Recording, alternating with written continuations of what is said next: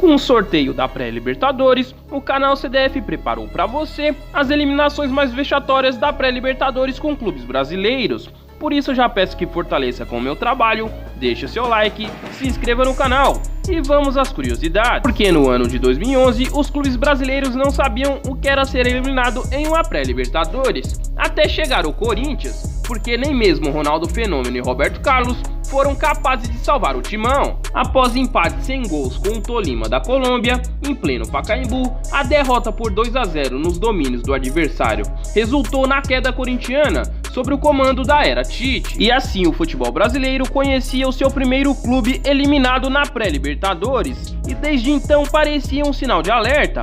Porém, muitas outras equipes brasileiras sucumbiram à primeira fase e conheceram a sua eliminação, assim como o time da Chapecoense, que no ano de 2018, ainda na segunda fase, não conseguiu se impor diante do tradicional Nacional do Uruguai, que por curiosidade naquela época tinha como técnico Alexandre Medina, que treinou o Internacional. Com 2 derrotas por 1-0, o Verdão do Oeste deu adeus ao torneio continental. E no ano de 2019, mais um clube brasileiro sucumbiu à fase de pré-Libertadores, e foi o São Paulo Futebol Clube, que na segunda fase da competição, o tricolor pagou caro com o preço da derrota no primeiro jogo. Depois do 1-0 favorável ao Talheres da Argentina, o clube argentino na volta, após o placar de 0-0, sacramentou a queda tricolor. E com uma curiosidade, porque quem estava na área técnica do clube argentino era Juan Pablo Vojvoda, atualmente técnico do Fortaleza. E a essa altura do campeonato,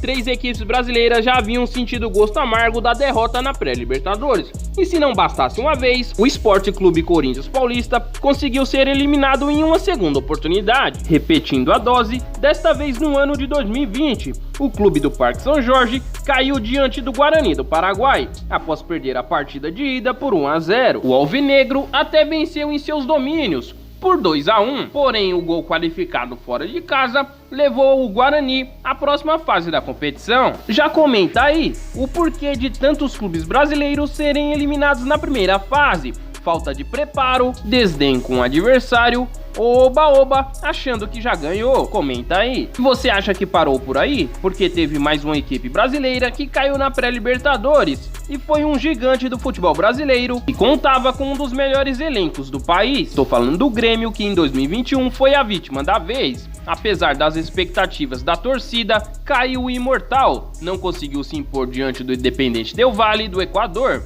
2 derrotas por 2-1, encerrando assim o sonho dos gremistas em relação à Libertadores, bem antes do previsto, e encerrando naquele momento o ciclo do técnico Renato Gaúcho, que após 5 anos de clube, conquistou 161 vitórias em 308 jogos, retornando pouco tempo depois ao time gremista após sua passagem pela Série B. Agora no ano de 2023 temos mais 2 equipes na pré-Libertadores. Uma delas é o Fortaleza do técnico Juan Pablo Vojvoda, que enfrentará na pré-Libertadores o Deportivo Maldonado do Uruguai. Outra equipe da pré é o Clube Atlético Mineiro, que enfrentará o Carabobo da Venezuela. E na sua opinião, teremos alguma surpresa nessa pré com clubes eliminados ainda na primeira fase? Comenta aí. E para você saber mais curiosidades sobre o mundo do futebol, o canal CDF estará deixando um card no final da tela. Vai lá e dê uma conferida. Deixe seu like, inscreva-se no canal e até o próximo vídeo com mais curiosidades do mundo do futebol.